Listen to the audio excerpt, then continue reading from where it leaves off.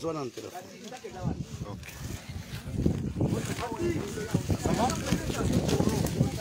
Ok, peuple congolais, bande konabiso, tozali na kati ya Bukangalonzo, Général Neville Lunga Kiti, na kati ya Bukangalonzo.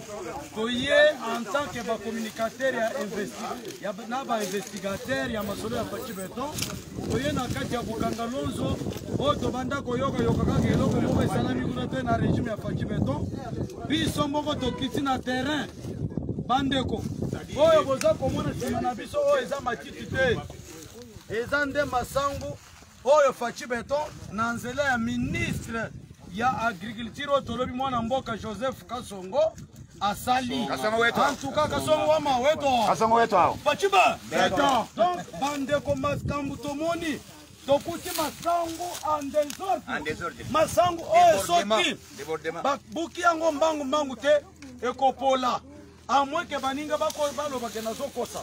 Mais eloko sokuti ao mwana mboka sokutani na coordonnateur adjoint ya masolo oyo vraiment papa coup de chapeau na musala wo bozo sala na terrain coup de chapeau papa parce que ba kino balingi bilobela mwanza mingi mais biso tokiti na terrain na bande oyo basali ba communicateur ya Fachi tokuti masolo eza lolenge mususu bilango eza combien d'hectares Tosali 1500 hectares. 1500 hectares. Et comme il s'agit combien de tonnes à Massango? 6000 tonnes. 6000 tonnes à Massango. 6 millions de kilos. C'est-à-dire 6 millions de kilos à Massango. 6 millions, ceux qui vont venir en haut. Ceux qui ont estimé nombre ya bato bakoti konya yango ekoki kozala au-delà ya ba 10 à 15 millions de Congolais. En tout cas, papa na biso coordonnateur, félicitations. Oh mozomona oyo mosala na ngoza mosala nini abeka kango nini na lokola mais ici pour collecter ma masse mais ça pour rouler. On comprend. Les a ici le moko, les a potambola. Les a potambola donc roulant. Les a potambola na katikati ya masango. Soki ke ipo e couper en haut masango nyoso ndeko za komona wapi. Ikoti na kati. Akati ya usine oyo. Soki ikoti na kati. Machine yango moko eza ko séparer. Ba papier oyo. Machine oyo ezo séparer. Eza ko séparer. Masango apo ebimisakaka ba graine. Machine ezo séparer. Machine oyo soki eloko ekoti na kati ezo séparer ndaku oyo. Na ba graine après boake eloko ba graine siko etikali likolo. Yango wana boza komona soki esali musala nyonso wana ba masango ba graine eza kubimela wana. Omoni tiyo wana. Soki ici ba déchet qui na kunango pena masango eteye bukima. Mon cher yakana no.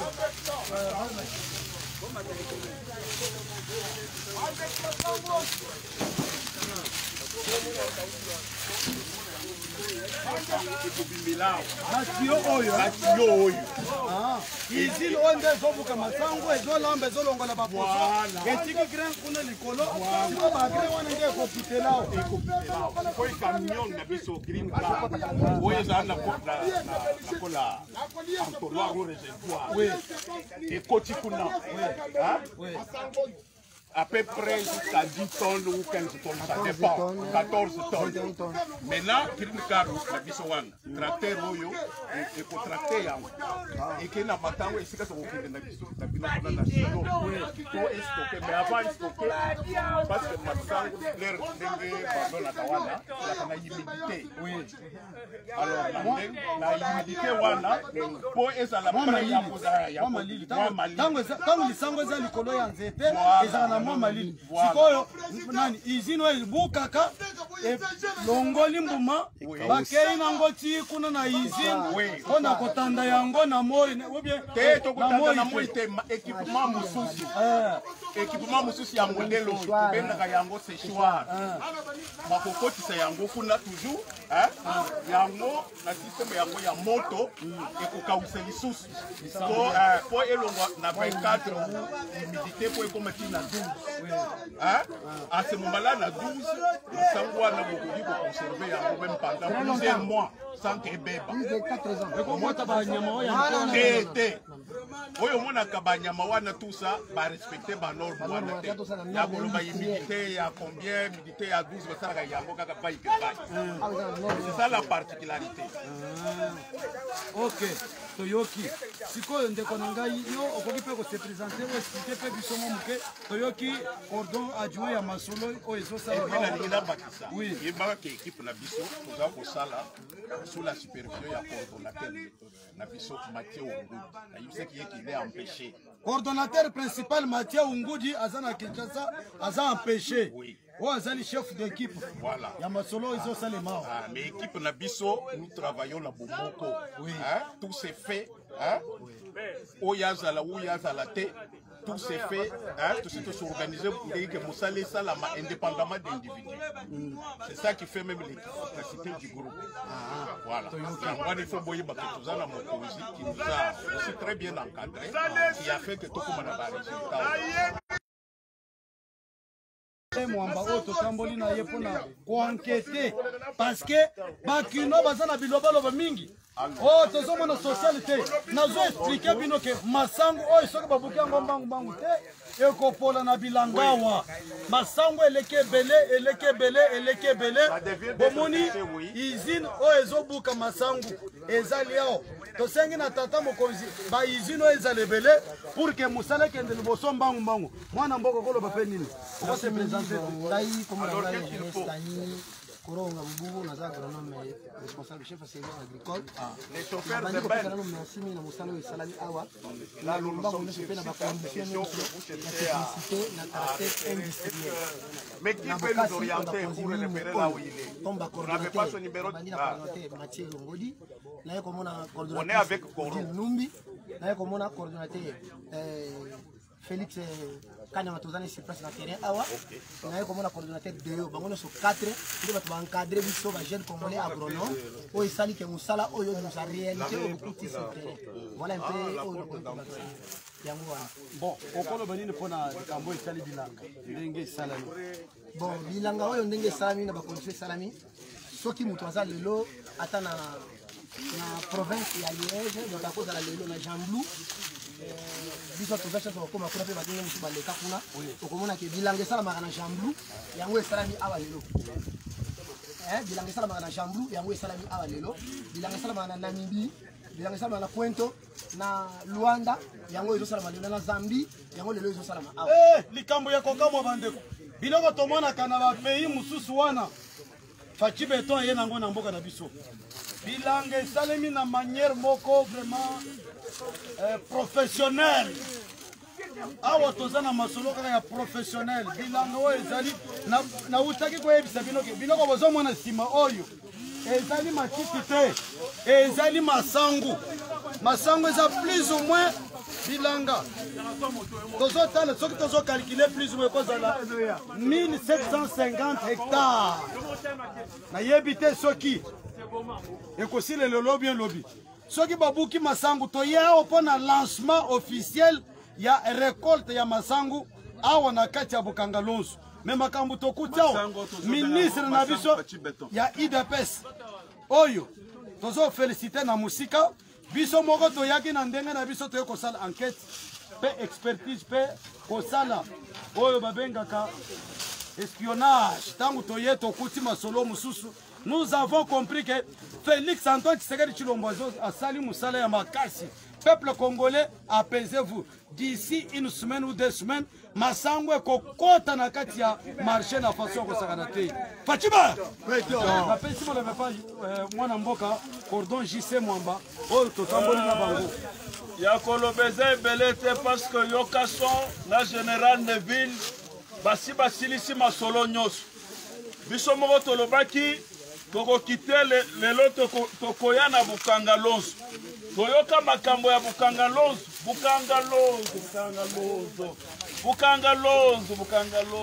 lelo toza na tere ya Bukanga Lonzo toyokotala masangu baloni epa ya bakongole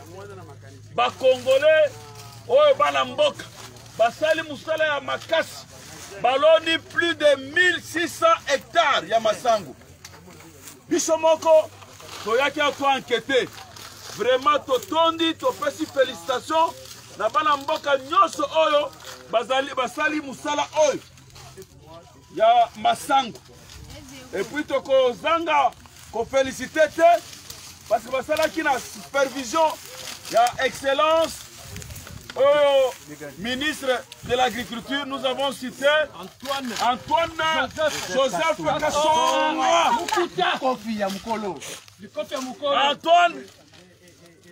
Antoine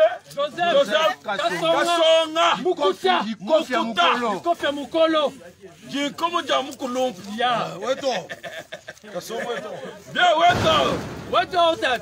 Excellence Kalumbanji. Ça, c'est le résultat d'une tête bien faite. Exactement. Toyoki, qui va travailler nyonso à Bukanga Lonzo, pas de réclamer par l'obité. Papa na biso. Bolobi nini? Papa na biso kaka. Papa nani? Papa Joseph Kassonga. Asala nini? Atikala. Biso toyaki na lolenge na biso kosala banquette. Bon.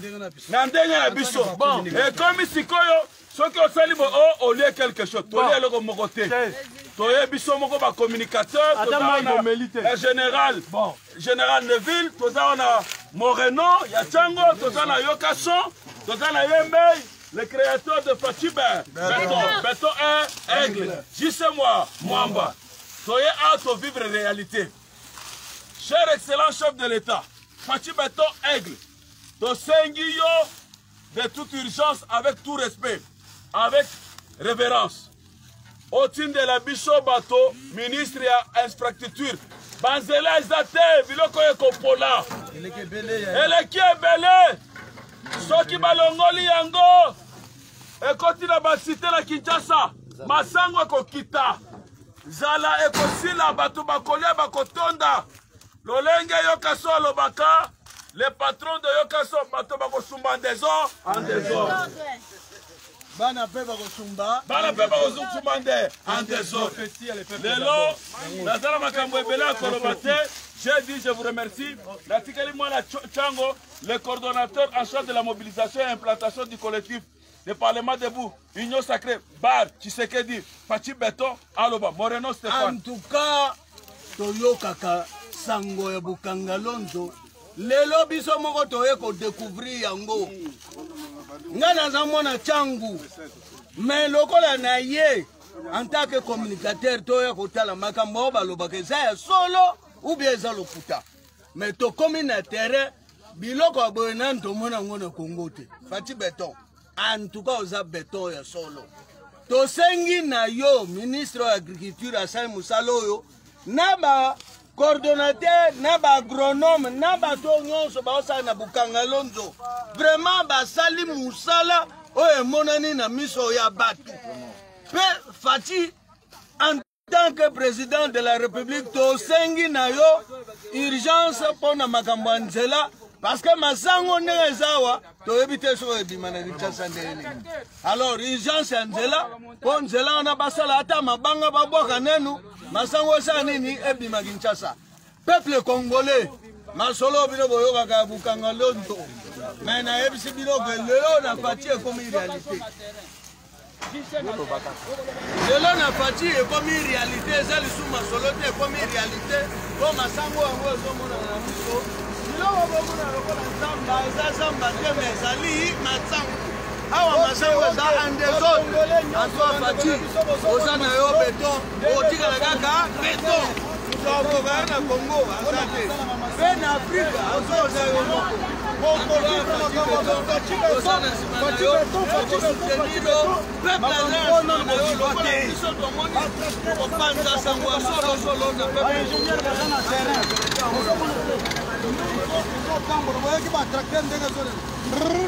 Donc, masolo eza ya koyinda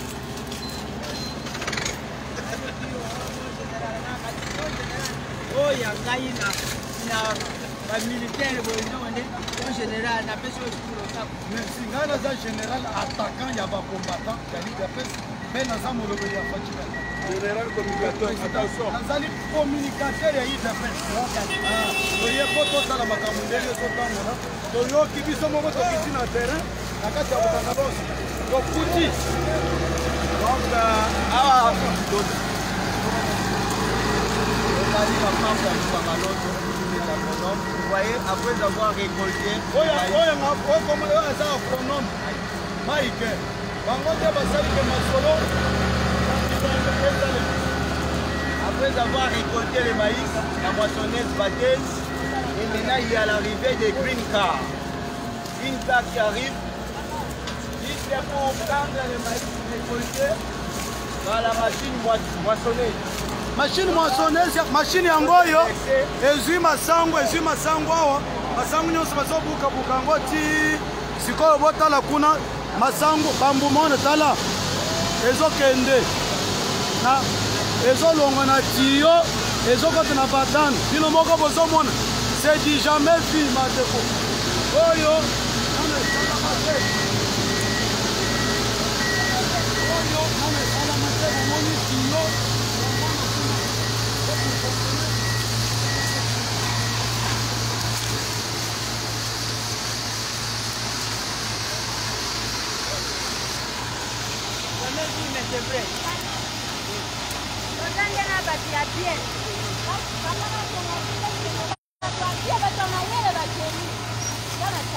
bokanga lonzo oyo matata mponi abomaka biso toye toreleve yango yangwana bozomona matata mponi bapesaka ye mbongo ebele aboma bokanga lonzo me lelo oyo faci beton aye areleve bokanga lonzo tala mashine ya usine oyo tobengaka yango usine ezobuka ezobwaka banani oyo babengaka yango nini terme ezaka na chibuba bazobwaka bilamba ya lisango apres balambi balongoli bambuma nyonso ekoti na tiyo ye wana ezosumba yango ezokota na kati ya dange bino moko bozomona soki elongo awa ezokende na usine mosusu kuna tokolakisa bino usine wana nde akotanda masango wana purke ekauka soki ekauki ata balobi ke yo oza nyama ya modele nini okokota na kati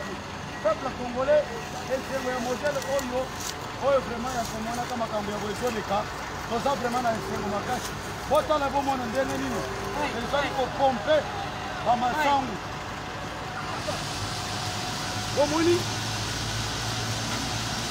oyo eza lokola mumbunda oyo eza lokola mumbunda ezobwaka fulu masango ezotambola na kati ya mumbunda ezokweye na se ya nini wana terme eza te wana eza entonnoir mumbunda ezobona masango ezouta na tracteur usine moissonneuse batteuse oyo mashine oyo babengaka yango moissonneuse batteuse emoissonne ebatre bambuma bamasolo nyonso elongoli salite ezobwaka sikoyo bambuma ndenge bozomona wana ezokota na kati ya entonnoir wana kala ndenge ezokota oyo biloko oyo tobanda komona yango na États-Unis d'Amérique, France, Allemagne, Afrique du Sud, Londres na bapays mosusu lelo basi beto amodernize biloko oyo eye na mboka na biso esengo wa eza na esengo makasi bakosaki biso mabele ekobota te toye tomoni mabele tobi mabele ekobota bana mboka bangunia na bino balingaki bokufaka nzala bake bayembi na basheni basi parla o mabele wana ekobota te soki oyo eza ya mabe badefinir yango na bamaniere nyonso kasi biso na boyebi na biso totie makambo nyonso en jeu todisqualifie maloba na bango todementir maloba na bango lelo oyo masango eboti na mabele oyo baboyaki ebotaka te lokola banguni ya peuple esi toyebi bango tozokontinue kaka kosala malamu misala emonana mpo bino moko boyeba banani balingaki biso te peuple congolais fongola miso fongola matoi yoka Fati Beto aye kolongola nzala na mboka Congo Fati Beto aye kosala ya maike aye kokuta misala babebisaki mingi sur tous les plans na santé na wapi kasi lelo Fati Beto abandi musala bopesa ye temps bopesa ye chance bana mboka bokozala desite aye kokuta mabulo bachumolaki na bangunia na biso ye abandi kokunda azana musala mingi bopesa ye chance azana musala mingi aye kokuta makambu nyonso ebebaki na mboka oyo makambu tu ebebaki sur tous les plans sikoyo lokola ye akuti deja misala ebebaki ifa banda kokunda mabulu yango ya bandi kokunda oyo matata poni ayibaki mbongo ake kotonga université akundi mabulu oyo babebiselaki biso nyonso sur tous les plans mabulu yango ebandi kokundama masango ebandi koliama tobanda kolia Beto Fati eumeli ndeko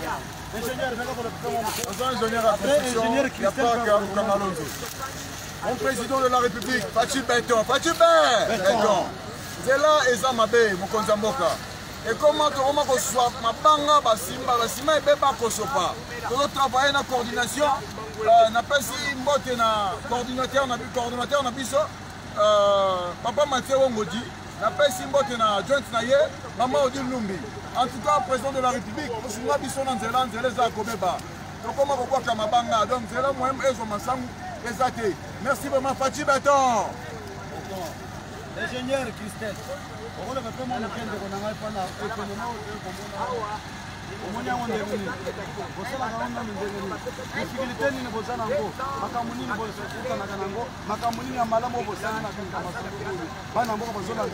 partout à travers le monde. Les ingénieurs agronomes congolaises.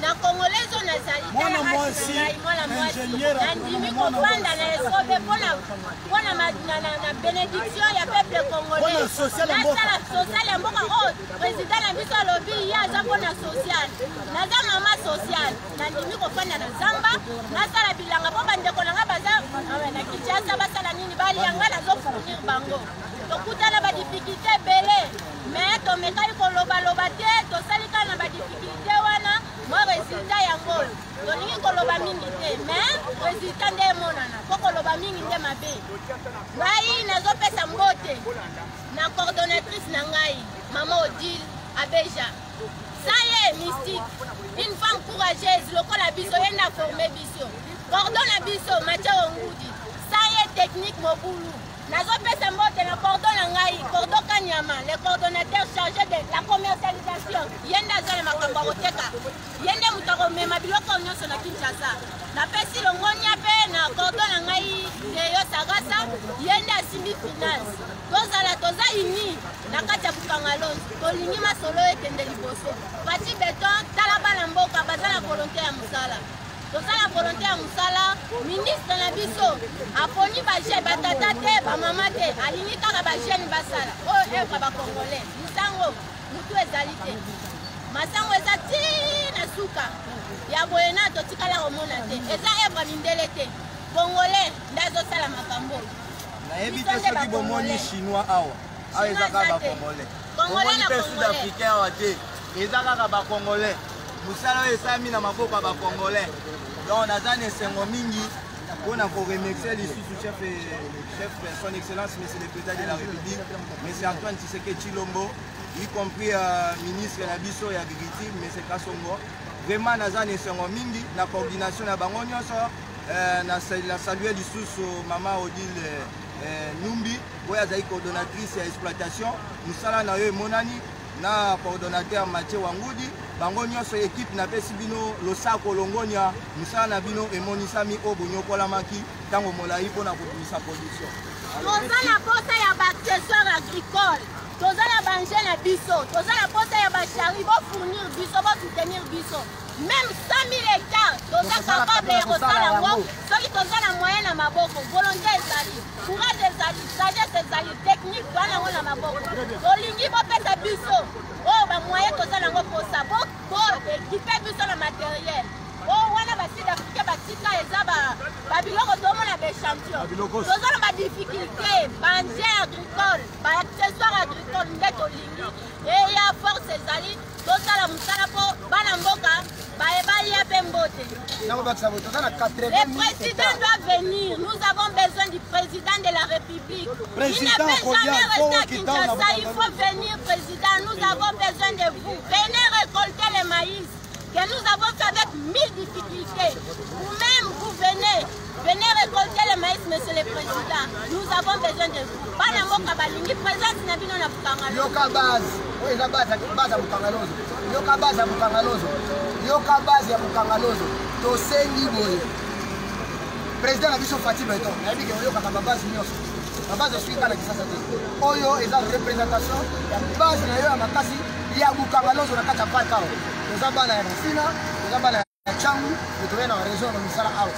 Tant que nous avons défendu toujours couleur na biso ya l'UDPS on est évalué ko solide to sengelo ko moko comme recommandation accessoire agricole to ba difficulté makasi nous avons se pulmoner na ba peu de moyens oyo bochela kibiso mais le quoi to démontrer de quoi peuple congolais a capable de la technologie auto yokoli pe pa ya matususu na ba université na biso awa ya mboka oyo preuve yango oyo ozalaki na Jamblou ozalaki na Belgique ozalaki na Liège ozalaki na Lisbonne partout tamoli omoni biloko banoko sala makuna lelo ndoto pa batu lelo yo kokoma na kasha mboka yo muto bengi biloko tala biloko boye est-ce que projet boye suka na nzela papa to sengi kaka na yo chaba moyen na je to uti ko sakana yo eza dada to beti ya 1500 soko chaba moyen nous sommes capables de faire 10 000 hectares je vous en prie nous sommes capables à faire 10 000 hectares to na 80 000 hectares au non to exploiter.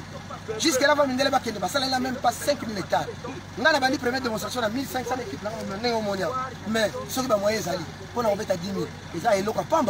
Mais, l'accessoire, on fait des tournées quelques machines. Mais l'accessoire, papa, tu as mis son poids. Tu as mis son poids. Au moins, Massangou, il y a Fatih Béton.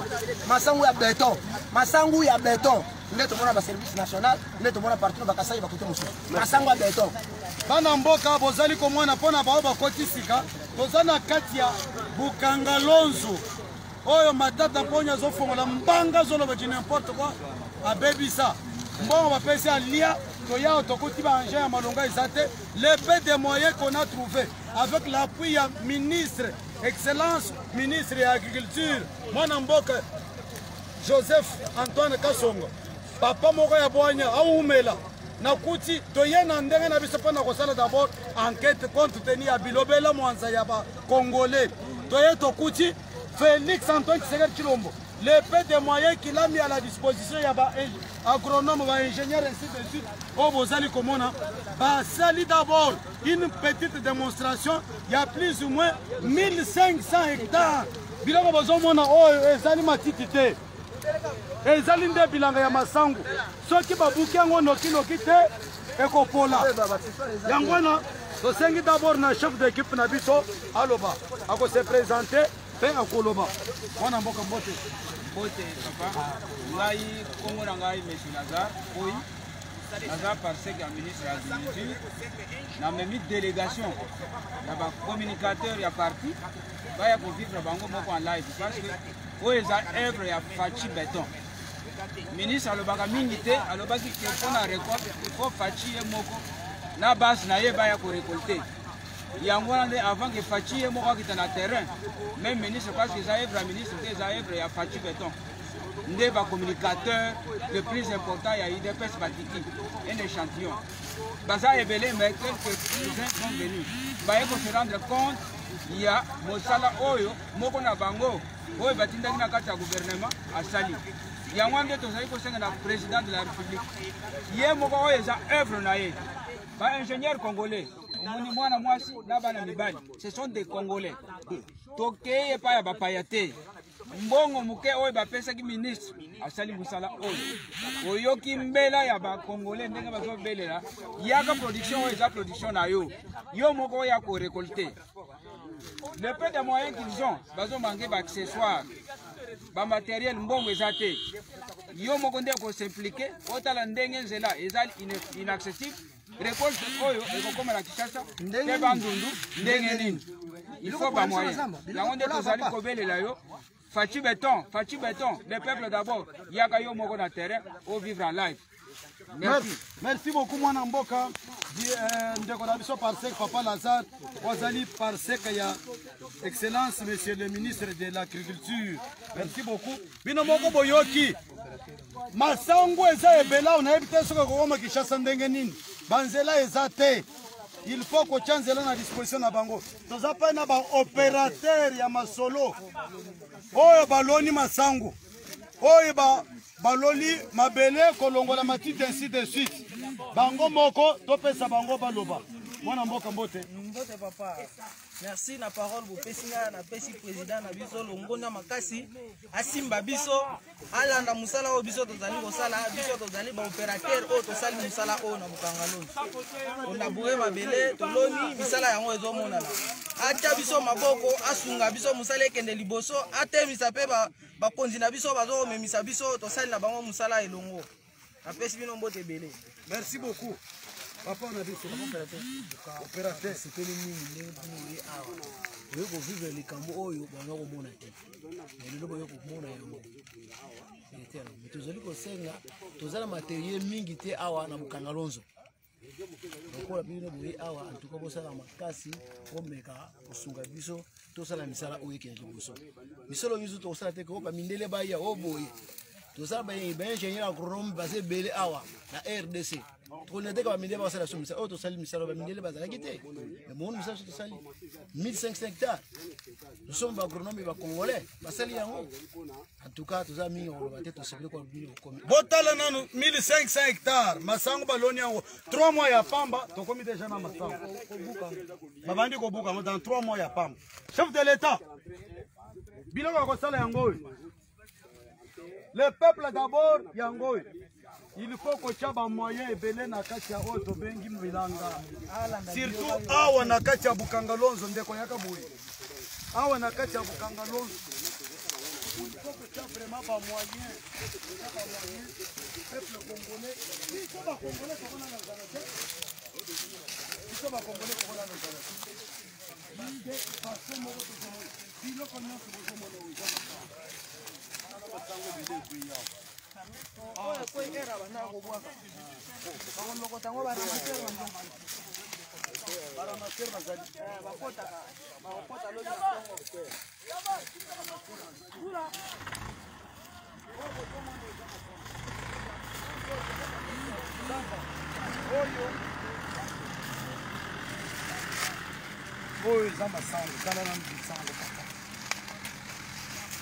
Masango Bukangalonzo tala bilanga na ebite oyo po tambola sili bilanga ya boyo il faut au moins 6 mois tala non